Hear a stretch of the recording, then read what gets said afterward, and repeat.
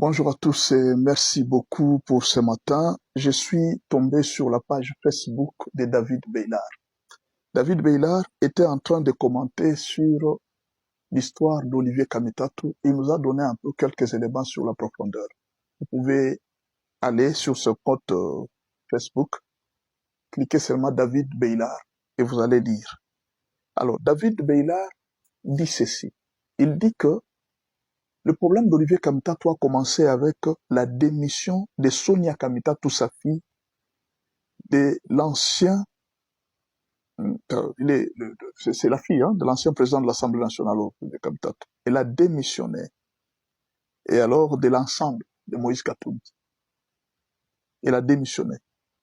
Il paraît que la fille a dit à son père que non, à l'allure où vont les choses, vous risquez de rester pendant très longtemps à l'étranger. Félix ne quittera pas le pouvoir maintenant.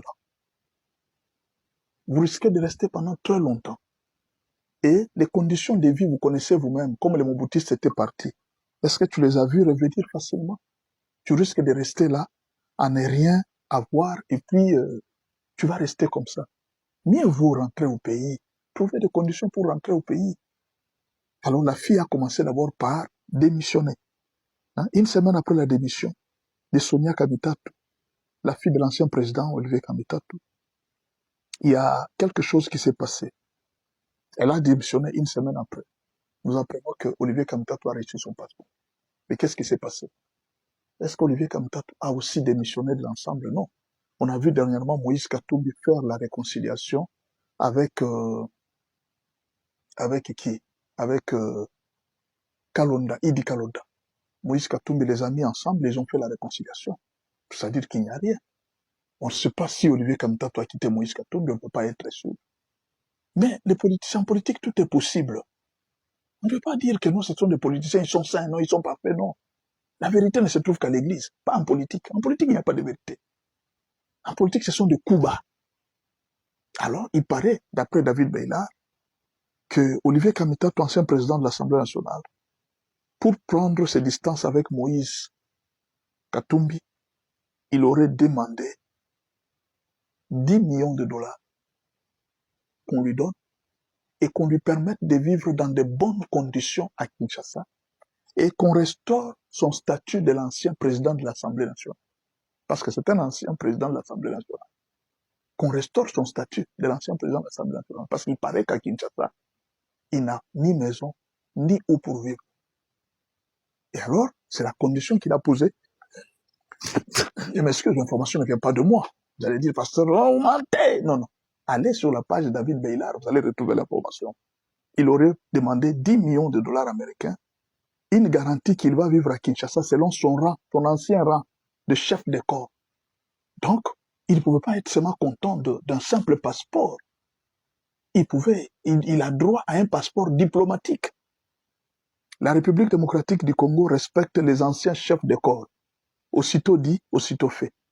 Une villa avec une piscine au bord du majestueux fleuve Congo, une escorte d'une SUV 4x4 avec chauffeur pour l'ancien président de l'Assemblée nationale, une voiture avec chauffeur pour son directeur de cabinet et enfin une voiture avec chauffeur pour son maître d'hôtel assigné à la gestion de sa résidence et dans les packages qui vient d'être mis à sa disposition. Donc, ce que tu as demandé, nous te le donnons, une maison. Et le jour qu'il a, ça c'est David Beillard, c'est pas moi, les jours qu'il a reçu le passeport, une enveloppe de 100 000 dollars lui aurait été versée. Vous voyez? Donc sa fille a beaucoup joué, sa fille a pesé sur ça et dit non papa, tu dois rentrer. Tu dois rentrer au pays. Et alors, il paraît que celui qui était intermédiaire, c'est l'ambassadeur du Congo-Brazzaville. Et que bientôt, Olivier Kamitatu pourrait être convoqué par le président Denis Sassou Nguesso à sa suite. Nous allons voir si l'information est vraie. Il pourrait être convoqué par le président Denis Sassou Nguesso et à sa suite, il y aura plusieurs autres opposants de la sorte qu'il pourrait devenir peut-être le chef de file de l'opposition. Mais s'il a l'ancien statut des corps diplomatiques, peut-il se mener à la politique? Il peut s'occuper d'autres choses en tant que diplomate congolais. Dans les négociations, on peut l'envoyer dans des missions africaines, tout ça. comme des autres anciens présidents, avec les passeports diplomatiques. Alors, vous comprenez maintenant? Alors, sa venue va mettre à nu l'opposition. D'abord, ça va compliquer les choses dans l'opposition. Et on a mis tout ce dont il avait besoin. Lui-même a été très content. Voici ce qu'il a déclaré. Le premier geste est posé par le pouvoir. Olivier Kamtato a obtenu son passeport et s'est empressé de le brandir sur X. Donc il a été très content. Comme pour jouer la comédie, l'homme s'est fendu d'un message radical. Voilà, il faut faire ça. En politique, c'est comme ça. Il peut dire non, jamais, et tout ça. En même temps, il revient à Kinshasa. D'abord, d'après vous pensez qu'on lui remet seulement le passeport pour rien comme ça. Après toutes les accusations qu'il y a eu derrière, il était aussi dans ça, dans ça. Donc, on te remet le passeport. Non, il faut comprendre. Alors, on lui a remis le passeport. Alors, qu'est-ce qui va se passer? Ce qui va se passer, c'est que le président Félix Tshisekedi est en train de diminuer de plus en plus l'opposition. Pourquoi?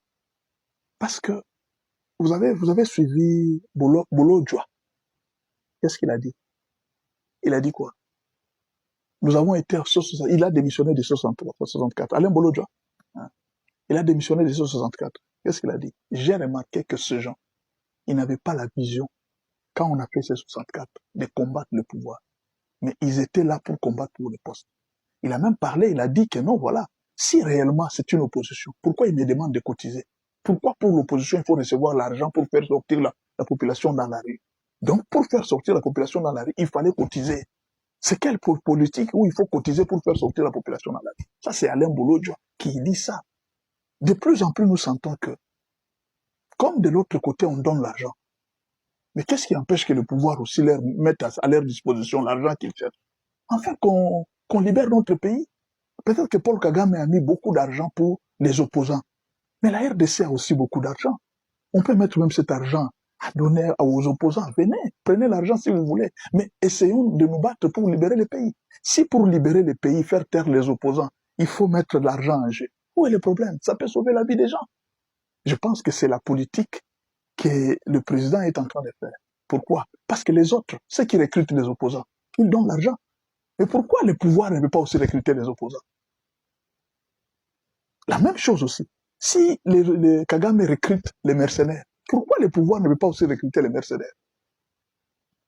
Si Olivier Kamitatu a été recruté, pourquoi Félix lui aussi ne veut pas les recruter?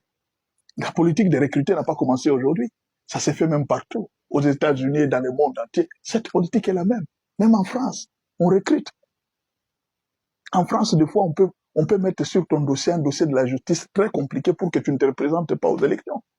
Ce sont des choses qui se font partout dans le monde. Et c'est ça la politique. Donc, vous pouvez acheter la conscience des gens.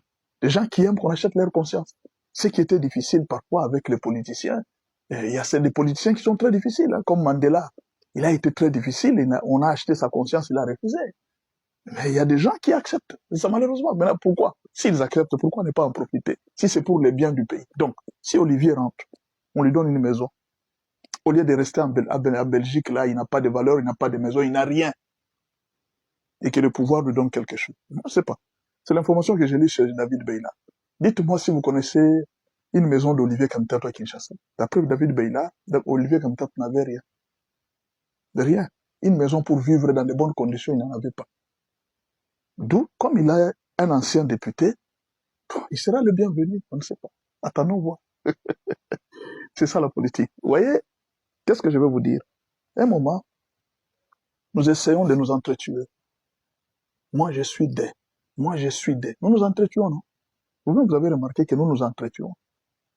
Ça, là, je ne l'aime pas. Celle-là, je ne l'aime pas. Maintenant, la question est la suivante. Les jours où vous allez voir Moïse Katumbi à côté de Félix Tshisekedi, les jours où vous allez voir Olivier Kamitato s'embrasser avec Félix Tshisekedi, vous allez encore venir me haïr. Vous allez encore venir me jeter les pierres. Aimons-nous, mes frères, que la politique ne nous divise pas. Les politiciens, ils sont parfois comme des sorciers, si vous ne savez pas. Vous voyez les sorciers, ils peuvent se battre la journée, ils s'injurient la journée, mais la nuit, ils sont ensemble. C'est ça la politique. Mais pendant que vous, le peuple, vous êtes en train de vous tromper, vous êtes en train de faire une mauvaise lecture des choses, vous vous entretuez, vous vous haïssez. On va voir. est-ce qu'Olivier Kamitatu ne sera pas de l'ombre? Bonjour à tous, nous sommes lundi le 10 août 2026. Merci pour votre présence, la présence de tout un chacun. Merci d'avoir aimé et choisi notre chaîne pour écouter des conseils. Nous vous répétons chaque jour, nous ne faisons pas la politique, nous vous conseillons. Nous ne faisons pas la politique, nous vous ouvrons le cerveau pour analyser. Nous n'avons pas besoin de dire la vérité ou de dire le mensonge, non. Même si c'est une information fausse, nous vous aidons à analyser. Notre souci, ce n'est pas d'avoir une vraie information ou bien une fausse information, non. Quelle que soit l'information, nous vous aidons à analyser et à savoir ouvrir votre cerveau. C'est ça tout, c'est ça notre objectif. C'est ça l'objectif de la chaîne. Il y a une information, nous analysons. Donc, tel a dit ça, il dit, bon, essayez un peu de voir. S'il a dit ça, regardez tel autre élément, regardez tel autre élément. Vous considérez les éléments dans l'ensemble. La sagesse des gens sensés n'aimeront pas. Les hommes sages en profitent. C'est ça la vie. Même quand nous grandissions, il y a des enfants qui avaient profité des conseils de leurs parents. Les autres avaient refusé. Et nous connaissons les résultats de la vie. Chacun a sa vie, chacun a sa façon de voir les choses. On n'est pas obligé d'embrasser ou d'accepter tout ce que l'homme dit. On n'est pas non plus obligé d'injurier quelqu'un parce qu'on ne partage pas son point de vue, ni même de les tuer parce qu'il ne partage pas mon point de vue. Non. J'ai quelques conseils à donner à la première dame, Madame Denise Nyakero. Quelques conseils seulement à lui donner. La première chose avant de commencer, c'est de lui dire d'abord merci. Elle a consolé beaucoup de familles. Depuis qu'elle est là, première dame, elle a consolé beaucoup de familles. On a lu en elle les traces de Maman Mobutu Sese Seko, celle qui construisait, qui faisait des choses, et tout le monde connaît la fondation Maman Mobutu. C'était une grande fondation. Elle a laissé des écoles, elle a laissé beaucoup de choses qui sont visibles même au moment où je vous parle. Il y a des gens maléfiques qui ont volé même la concession de Maman Mobutu. Ils ont volé. Elle a laissé des parcelles pour les sociales. Il y a des gens qui sont venus voler. Eux, ils ne voient pas les autres terrains. Ils sont venus voler. Merci beaucoup pour ce que vous faites. Je sais que même après votre départ, le monde se souviendra que les enfants ont commencé à avoir des bourses d'études, d'aller à l'étranger. Mais il y a quelques conseils que je voulais vous donner. J'ai appris. Nous avons appris comment est-ce que les gens sont en train de vous insulter. Les gens sont en train d'insulter votre belle-mère. Les mêmes personnes parfois. Vous n'avez rien fait. Ils vous insultent. Vous ne parlez pas. Vous n'êtes pas dans les carrefours des débats politiques. Je ne vous ai jamais vu dans les débats politiques. Vous n'y êtes pas. Mais bon, tout le monde se plaint de parler mal de vous. Alors je vais vous donner un conseil. Bien quelques conseils. La première chose que je vais vous dire, vous voyez la première erreur que vous aviez commise. Cette erreur commence à vous suivre jusqu'à aujourd'hui. C'est une erreur. C'était quoi l'erreur? Il y a une dame, une maman, qui vous insultait. Elle était du parti de Fayoul. Elle vous insultait. Chaque jour, vous n'avez rien fait. Cette maman pouvait vous considérer comme votre propre fille. Vous ne lui avez rien fait. Elle vous insultait chaque jour. Vous savez l'acte que vous aviez fait? Vous avez eu de la pitié. C'est la plus grande erreur. Il ne faut jamais avoir la pitié pour quelqu'un qui fait mal. Même un enfant, quand vous avez de la pitié pour un enfant qui agit mal et vous ne punissez pas, cet enfant va croire que le mal n'est pas un mal. L'enfant va demain continuer. La punition n'est pas faite pour montrer la haine. D'ailleurs, la Bible dit, si celui qui est exempt d'une punition, celui qui n'est pas puni par ses parents, il n'est pas aimé par ses parents. Vous n'aviez pas puni Maman Marie. Vous l'aviez embrassée. Vous l'aviez reçue. Après vous avoir insulté. Les gens ont compris que Maman Denise, c'est une femme, pour qu'elle vous approche, vous devez l'insulter. Les gens ont compris. Non. Vous n'êtes pas la seule première dame insultée dans le monde. Presque toutes les premières dames sont insultées dans leur pays. Je vous donne le cas de la femme de Macron, Maman Brigitte Macron. Elle a été insultée, elle a porté plainte. Mais je ne peux pas jouer. Vous m'insultez, je porte plainte. Je pense que vous avez vu ce que la ministre d'État des Affaires étrangères, Maman Thérèse Kayikwamba, fait. Pero Louara l'insulte, elle porte plainte. Jusqu'aujourd'hui, Pero Louara ne parle plus. Le respect est rentré. Pero Louara peut parler de tout. Et même Pero Louara commence à atténuer ses paroles dans sa bouche. Regardez bien Pero Louara, depuis qu'on a porté plainte contre lui, il commence à atténuer sa parole dans la bouche. On l'a aidé à devenir responsable. Ce qui se passe, c'est quoi? Quelqu'un insulte le président, le cabinet du président c'était, il ne porte pas plainte. Au nom de la paix, non pas au nom de la paix. Quand quelqu'un fait mal, vous laissez ce mal grandir. Vous allez les récolter. Il deviendra demain un très grand mal. Il ne faut jamais laisser quelqu'un insulter et vous ne punissez pas. Il faut punir. Même si il faut que cette personne sache qu'on vient de me porter plainte par la première dame, qu'elle se prépare les avocats. Parce que quand quelqu'un se met à ça, vous injurier, c'est qu'elle se sent capable d'être à votre niveau. Donc elle a le niveau d'argent de vous affronter. Mais il ne faut pas dire que non, voilà, ce sont des enfants, il faut les comprendre. Non, non. Si vous comprenez un enfant parce qu'il fait mal, c'est-à-dire vous laissez un enfant pisser sur le lit, et vous dites, c'est un enfant, il faut le comprendre. Non, non. C'est là qu'il faut commencer à punir. L'enfant vient, il fait caca au salon, vous dites, c'est un enfant, il faut comprendre, c'est fini. Vous détruisez votre enfant. Demain, il va faire caca sur la table à manger. C'est là qu'on commence la punition. Il dit, dès le départ, vous montrez vos griffes. Vous dites, je suis votre maman, on ne joue pas avec une maman. Maman, ça ne se joue pas. On ne joue pas avec la maman. Mais vous n'avez pas montré ça. À la place, vous avez souri. On a vu comment est-ce que vous souriez avec maman Marie. C'était la première erreur.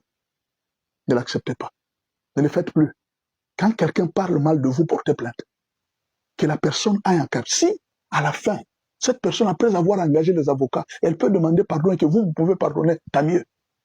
À un moment, il faut laisser la personne, il dit, bon, dommage à intérêt. La personne paye la moitié. Comme ça, tout le monde va avoir peur et dire, non, non, je ne peux plus être dans les réseaux sociaux pour dire n'importe quoi. Ça, c'est le premier conseil. Soyez durs devant les mal. Nous sommes vos enfants. Vous ne pouvez pas nous laisser. C'est comme si à un moment, vous ne nous aimez pas. Parce que quand vous ne nous punissez pas, vous ne nous aimez pas. On saura que vous nous aimez quand vous donnez la punition. Quand un parent ne punit plus ses enfants, il ne les aime pas. Même le président, quand il ne punit pas les enfants, est-ce qu'il ne nous aime pas? Il ne nous discipline pas. Nous avons droit à une punition. Quand nous agissons mal, quand l'État ne punit plus ses enfants qui se dérèglent dans les réseaux sociaux, c'est que l'État ne nous aime pas. L'État nous laisse. Ce n'est pas un problème de fermer TikTok ou de fermer Facebook. Non, ne fermez rien. Celui qui agit, il répond devant l'État. On peut ramasser tout le monde. On a vu Rebou, il a été arrêté. Il est en jugement. Est-ce qu'elle est morte?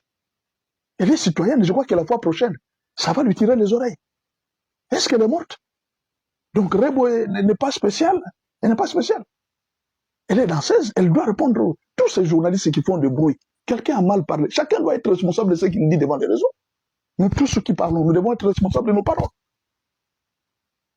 Le deuxième conseil, vous voyez, vous envoyez les enfants à l'étranger, c'est bien. Mais je voudrais que vous ajoutez quelque chose de bien. Créer des écoles sur place, où vous invitez les professeurs à venir ici. Par exemple, nous avons un déficit. Nous devons créer des ingénieurs pour la construction des batteries, à partir du cuivre et du cobalt. Et qu'enfin que la RDC commence à produire des batteries et des cuivres. La RDC n'a pas besoin de vendre nécessairement à l'étranger. La RDC peut produire des batteries ici et commencer à vendre à tout le peuple. On peut changer le courant électrique qui nous complique à tout moment. On met ça par les panneaux solaires. On forme les écoles ici au Congo, des panneaux solaires et l'école de fabrication de batteries à partir du cuivre. Si la RDC commence à fabriquer les batteries et les panneaux solaires à partir du cuivre, ça va résoudre beaucoup de problèmes et nos enfants deviendront encore meilleurs. Deuxième école, créer des enfants pour construire des maisons dans moins de temps. Regardez la ville de Kinshasa. Il n'y a pas de maisons. Des maisons sociales, il n'y en a pas. Vous pouvez créer une école pour la fabrication des maisons. La troisième école, créer une école pour l'agriculture, former des ingénieurs agronomes modernes. Ce sont des choses qu'il faut créer au pays, pas amener les enfants à l'étranger. Vous créez des écoles avec le fonds que vous avez. Vous créez des écoles. Cette école, c'est l'école de l'agriculture. Ça, c'est l'école de la guerre. On va former nos enfants pour la guerre. Ça, c'est l'école des pilotes. Ça, c'est l'école des médecins spécialisés en ceci. Vous allez voir que ça aura de l'impact plutôt que d'envoyer les enfants vers l'étranger. Merci beaucoup, maman. Que Dieu vous bénisse. Merci beaucoup pour votre patience, continuez à être ainsi, mais soyez un peu plus rigoureux. Merci. Bali Solanzela, ah, tozana kimpika, c'était un éotiko kouya, t'as la fête, oh, 10 heures, mais t'as la climat, 10 heures, c'est la mika sikoyo, c'était un éotiko kouya, t'as l'anzela nde kangami, t'as l'anzela, zele kangami. Nous sommes arrivés à la fin de cette édition. Merci à vous de nous avoir suivis jusqu'ici. Si vous avez apprécié ces contenus, n'oubliez pas de vous abonner à notre chaîne, d'activer la cloche de notification pour ne rien manquer de nos prochaines vidéos. Likez et partagez cette vidéo. On se retrouve très prochainement. À bientôt.